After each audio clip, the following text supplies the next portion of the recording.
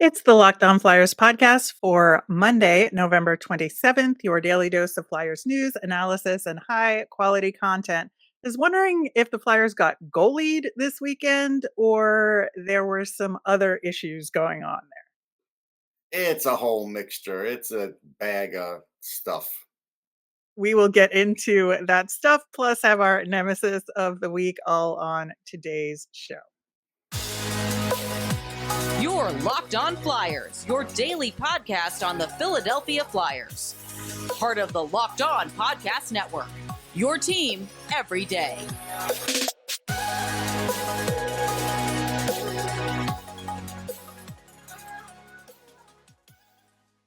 Hey there, and thanks for making Locked On Flyers your first listen every day. I am Rachel Donner. You can find me on the app formerly known as Twitter at rmiriam. I'm here, as always, with Russ Cohen, who's on all your favorite social media apps at Sportsology. We are at Locked On Flyers on Instagram, Threads, Blue Sky, and Twitter as well.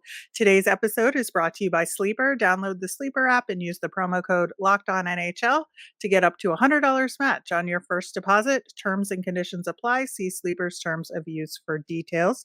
You can find us for free over on YouTube. We're on the SiriusXM app or anywhere you listen to podcasts. Subscribe to get our latest episode as soon as it's available here on the Locked On Podcast Network, your team every day. Russ, we did have a little bit of lineup adjustments in these two games. Good to see Rasmus Ristolainen is healthy, and he was back on Saturday against the Islanders, replacing Zamula. Belpedio is still on the roster, but he sat both games. Obviously, the timing wouldn't have worked out with Phantoms games anyway, so I think it's good to just still have him around. And then Morgan Frost checked back in for Brink on Saturday as well. I do think some adjustments had to be made between the two games. Were those the right ones? Not all the right ones. If we go for the first batch, I think that was mostly okay, except no Frost against the Rangers. I think he could have used his speed and vision, and I think that's pretty obvious. As against the Islanders, why wouldn't you have put Cates on the second line with Tippett and Frost, who has already worked out, and put the struggling Cam Atkinson on the third line? Like, wouldn't that have made sense? But again, the coach is always so will bend over backwards for the vets that he likes that he's going to give them a million chances. But if you're gonna put Cates on the wing, that would have been the guys to put him with, because that's already a line that had already succeeded at some point in time.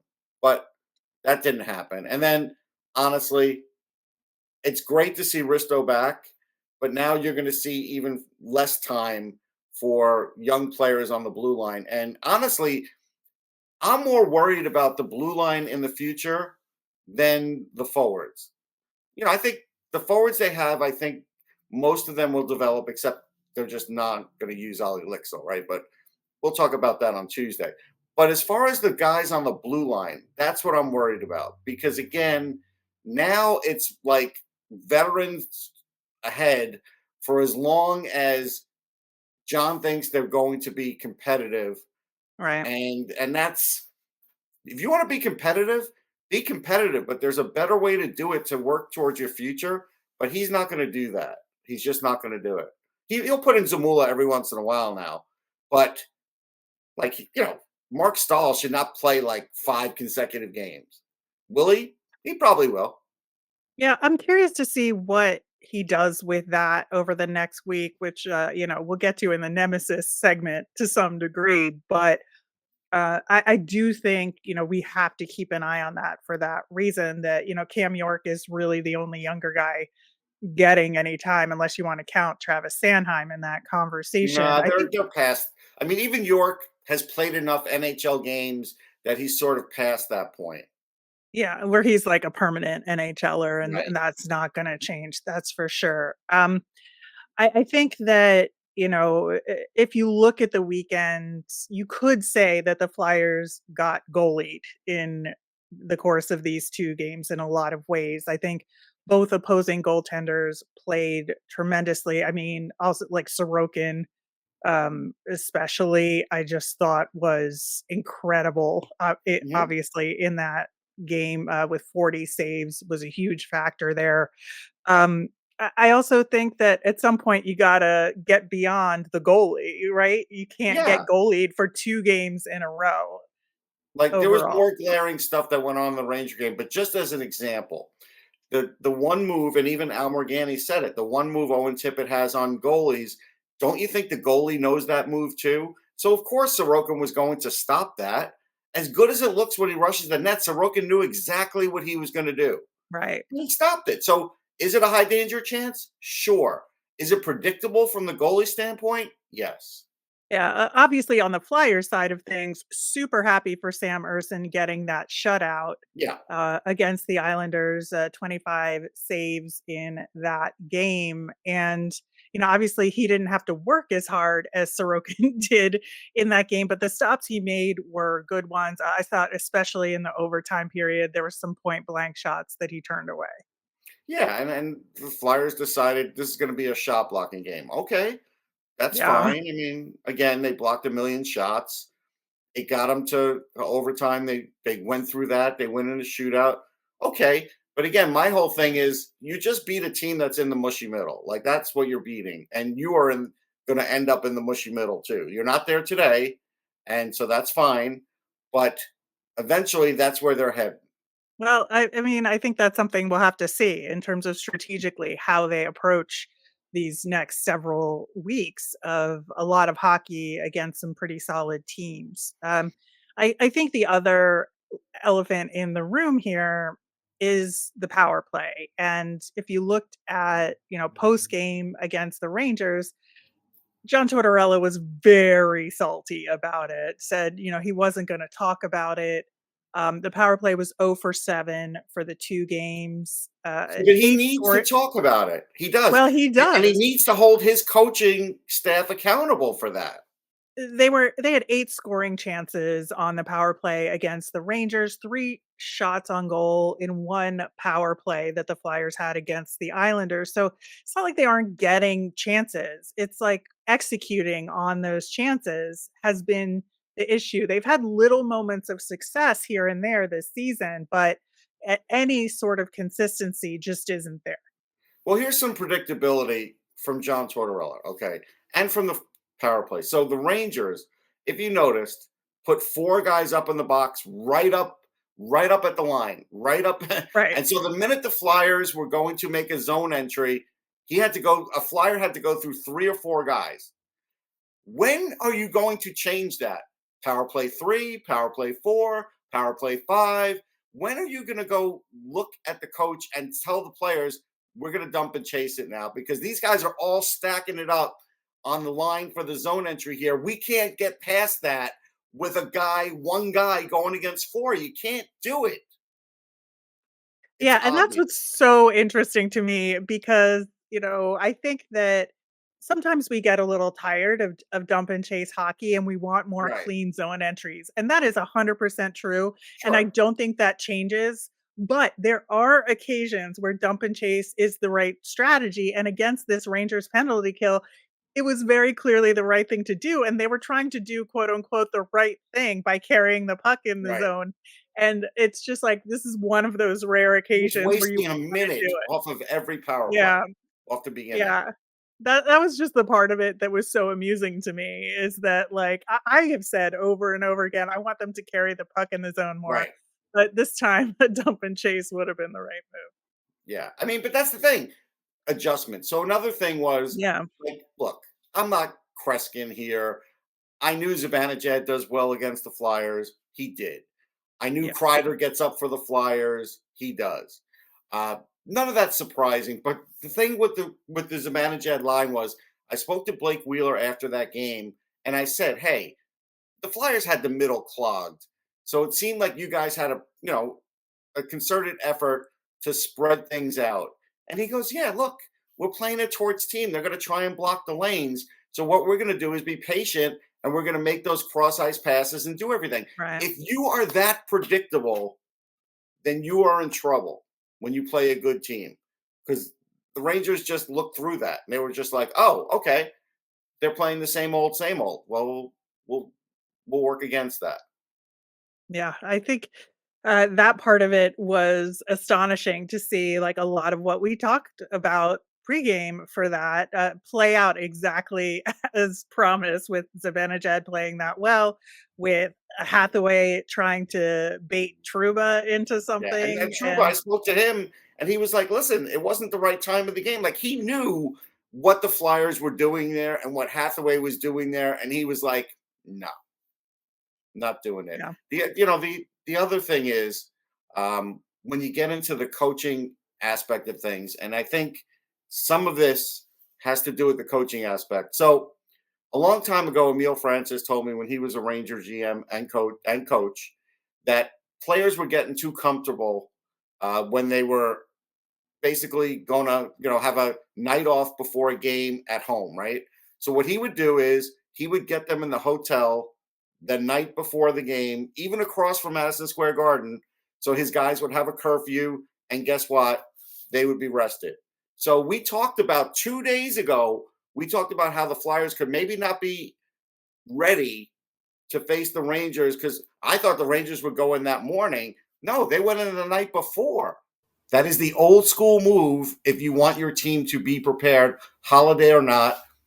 The Flyers did it a different way. And they're down 2-0 in a minute. Now, some of that has to do with preparation. It does. yeah. Well, there's a lot more to talk about with these two games and the coaching and some individual performances, and we will talk about those coming up next. If you run a solo small business, you're an army of one, but you still need a CPA, bookkeeper, separate payroll solution, and more. Let Collective take care of the paperwork while you take care of business. Collective is the number one financial solution for freelancers, contractors, and self employed entrepreneurs that let you focus on your passion, not your paperwork. Let Collective handle all the things you dread, like corporate formation and compliance, taxes, bookkeeping, accounting, and even payroll. The best part is at a fraction of the cost of a CPA. Collective knows that if your business of one makes over 80K a year, you will find the most value from their services. So join the thousands of solopreneurs who have saved an average of $10,000 per year on taxes with their structure.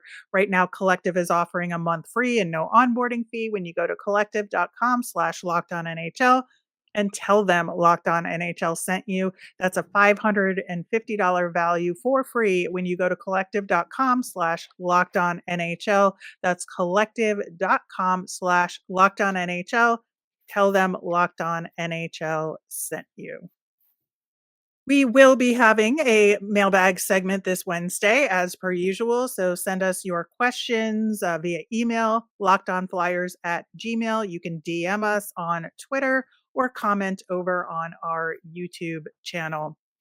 Russ, I think, one of the interesting things that they did between those two games, looking at the post game comments from Tortorella, he talked specifically about the Flyers not being good enough on tracking and the back check, which is 100% true. And I think they tightened that up in the game against the They did. Isles. And I think they did really well. Now, the other thing that Tort said was that the Rangers were getting good quality shots as opposed to the Flyers, which were not. Stats don't bear that out. I think that the Flyers, were getting good scoring chances, and Flyers had more high danger chances for in the game than the Rangers did overall. I think they just made some poor plays. Like you had Sanheim with that turnover leaning to the Rangers' goal. I think the chances were there, but they just weren't able to execute. Well, I think they weren't able to execute because, for one thing, your team was remarkably slower than the Rangers. Yeah. So once you do that, then of course you're more open to having penalties against because you're having a hard time covering. But you had faster guys on the bench, Belpedio, Frost. You could have at least tried to field a faster lineup, but no, it was the will of John Tortorella saying, no, no, no, we're going to do it this way and we're going to slow them down. But it didn't work, and so that Yeah. looked, and that's what really hurt them.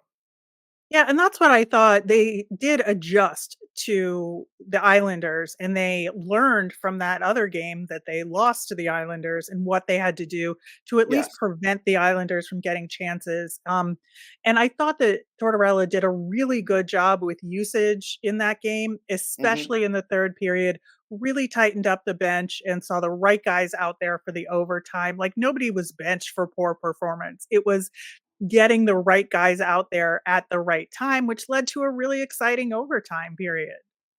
Yeah, no, that part was better, more well done. I will also tell you, I think it's easier to do that against the Islanders because they're a lot more predictable. They've done the same Sure. offense for the last 2.5 years, right? So, but you Yeah. still have to, I mean, but you still have to execute, and they did. yeah. Yeah. And considering that they lost that other game, like I said, and then they Right? figured out a way to adjust, I do want to give the Flyers credit No, they for deserve that. credit. Yeah. And obviously, like, both goalies in that game were tremendous. Yeah, And I thought the Flyers D that were out there in the overtime did a really good job defensively, stopping some rushes. Walker specifically when he was out there, I thought Romanoff on the Isle side also did yeah, similarly. But I do think that they stopped some rushes, and then the goalies were there to make the saves. yeah. No, it was just the margin of error was very tight. They went that whole game that way. That's fine. I mean, that part works out. It's just you're not going to be at least it showed the coaching staff did change a little bit from one Yeah. game to the next, but obviously you're not going to be able to play this style against other teams because the Islanders are, they help you a little bit with the way they play. Now, you win in a shootout, that's a coin flip. It was nice that Tyson Foerster was the guy who got it, Uh, but I don't know if that gets it off his back because it's still like a shootout goal. It's a whole different a shootout goal is different than a goal in the game. Like, so we'll see. We'll see if that adds to it. I can't tell you that it's definitely gonna. yeah, he had a ton of chances in that And game. he's had So tons of chances all along. Like, yeah, I'm just saying it was good to see him be the hero in the end, yes. Well, no, and no the question. I was the happy. fact the fact that he was rewarded with the shootout attempt, when he had such a good game in terms of getting those chances, I thought that was really smart to put him out It there, was. because I think, you went to your go-tos for the first 3, it didn't work, and then your next guy up is somebody who played well and should be rewarded with that opportunity, and he was, and he wins the game. Best smile I've seen in a Yeah, long yeah. time, Yeah, it honestly. was nice. It was nice to see. He's struggling. Uh, that's great. We mentioned the power play before. I wanted to mention an astonishing stat that I found and pulled up is that Cam York doesn't have any power play points. Not one. Now, again, there's a point where you say, all right, we need a guy to play a certain way to kind of make this team roll. But there is also a point, and now that Ristolainen's back, Cam York should not be on a top pairing anymore. He is not a top pairing defenseman. It's hurting his offense. It's hurting his overall game. He's just playing the part. He's doing what he can to do that, but he should not be on the top pairing anymore. If Ristolainen stays healthy, reshuffle the deck. Even if you're putting Walker on the top line, whatever you're going to do, top pairing, but he shouldn't be there anymore. Yeah, I think, they're obviously trying to get Risto back into it a little bit slower. He had That's fine. 1749 of ice time in that game, which sounds about right for him for a first game back. He did take a penalty, but, Yeah, you he's know, always going to. he's always going to. So, I guess we'll let that one slide a little bit, but, we'll see. I think maybe in 2 to 3 games from now how he's doing and if they increase But as his hot ice as Walker time. is, what is the harm in putting Walker up there knowing that York is struggling? Like, let's face it, he's a -4 in the year. He's not giving you points. He's giving you minutes. But is this why you wanted Cam York to be like a fill-in top pairing defenseman? No. No, you want him to be successful. He's not being Yeah. successful where he is. Yeah, we'll see what they do over the next couple of games that are against some interesting opponents there. I think that, the other thing in the weekend is part of what you talked about with the Flyers being so predictable that the Rangers were able to adjust. The fact that the Flyers could then see the Islanders are so predictable and it was easier for them to Yes. adjust defensively against them. Like, I feel like that is a message that needs to click in Mhm. order to solve the problem of the Flyers being too predictable to play against, right? No, that's fair. Yeah. No, that is good that that was noted and and they did do something about that. That was good. Yeah. So hopefully they can take that moving forward. Now, I think, in the next few games, what do you see them doing in terms of the lineup? Does Frost come back out? Like what adjustments do you think they will make? Well, all right. So again, I'm going to just be staunch in saying if Frost is in and playing well, why does Brink have to stay out? He shouldn't have to.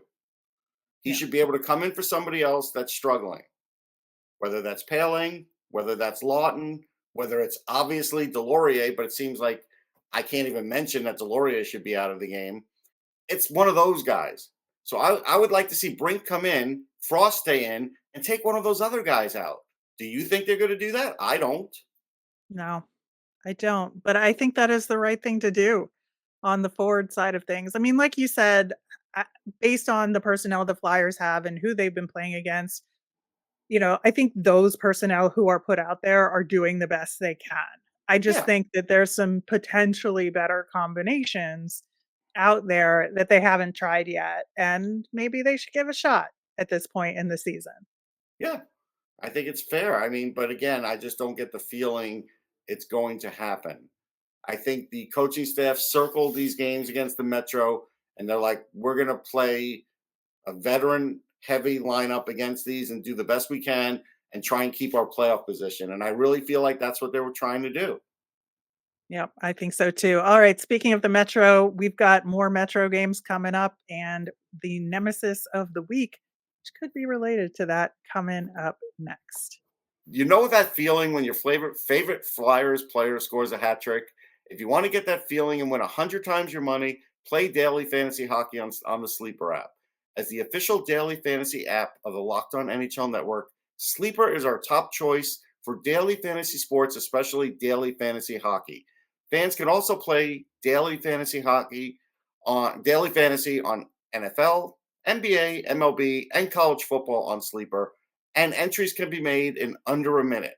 With elite players like Connor McDavid, Sidney Crosby, and Austin Matthews, plus the new guys like Connor Bedard, all you need to do is more or less picks on stats for these stars. Choose from the stats like goals, assists, saves, plus, minus, and more. To win 100 times bet on Sleeper, you need to correctly predict the outcome of 8 player stats. You heard me, Flyers fans. You can win 100 times your money playing daily fantasy hockey with Sleeper. So start paying attention and nail your picks so you could start winning big. Use the promo code LOCKEDONNHL and you'll get up to a $100 match on your first deposit.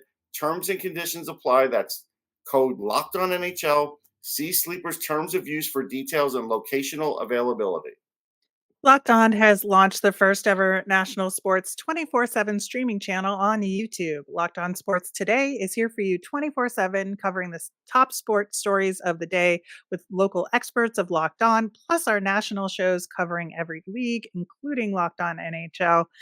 Go to Locked On Sports Today on YouTube and subscribe. Russ, with our nemesis of the week last week, we talked a lot about just New York in general because we had 3 games against the New York teams. And we also talked about this, couple of weeks span with seeing only Metro teams. This week, of course, for me, the nemesis is more Metro madness. We face the Canes and Devils at home and then go on the road against the Pittsburgh Penguins. And I think that, the Canes are playing pretty well these days. The Devils have struggled a little bit, They've and the struggled. Pens are like fighting everything at this point just to try and get back in the hunt. So I think we're going to be facing a lot of hungry teams here. Yeah, there's no question these points are important to these teams. The Devils definitely know that. They're still a really fast team. So no matter what, you're facing a very fast team there, even if they're slightly flawed at the moment. but they've got a lot of speed on the blue line. Even the Penguins with that win over the Leafs, they still have a super talented blue line. And you got to watch out for Carlson. Letang and Crosby's having one of his best years. So it's not like I you know. really can, exhale against any one of these teams in any one of these games. Not at all. So I think that it's going to be really important, A, for the Flyers to structure themselves differently against each of these teams because they are all different. I mean, I think that you'll see the speed more with the Canes and Devils, but I also think that with the Pens, it's gonna be a Flyers Pens game. I really believe it that it's just gonna be a little bit tougher, a little bit more down in the dirty areas, trying to have puck battles in the corners. And so I think that this is a very important week for the Flyers to show that they can match up against these teams and they can adjust. Yeah, and the key for the Penguins is I don't know, will Brian Rust be back in time for the Flyers? He might. That's a lot of time. So he's also a guy you always have to watch out for. But yeah, you do have to. All these individual teams do play differently. So you are going to have to really gear the lineup up to these teams, and you can't have a slow lineup in against any of these teams. It's really not going to be beneficial. Yeah. So do you have a nemesis this week? I do. My nemesis is it's okay to win, but I want to see the coaching staff put these younger players in positions of strength for them. So where they can succeed and where they feel comfortable. I get it that the coach is always trying to rework the lineup. Like, look, he's gotten a lot out of Walker. That's great. But we talked about Cam York.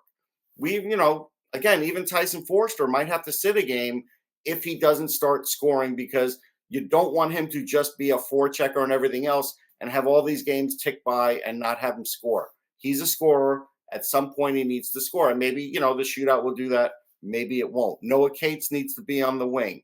Morgan Frost needs to be on the team and in the middle. And if he has to play third line, that's great. But again, you're putting Ryan Poehling on the third line. Why? It doesn't make any sense. So there's a lot of things here where these young guys can be playing more, and you could put them in a position of strength, and it might even help your team. It might.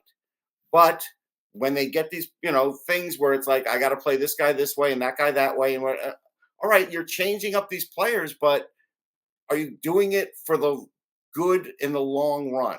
And right now, I see a lot of that. The answer is no. Yeah, I think that there's a lot to that, and I want to see these guys put in positions to succeed. You talked about Tyson Foerster and that shootout goal.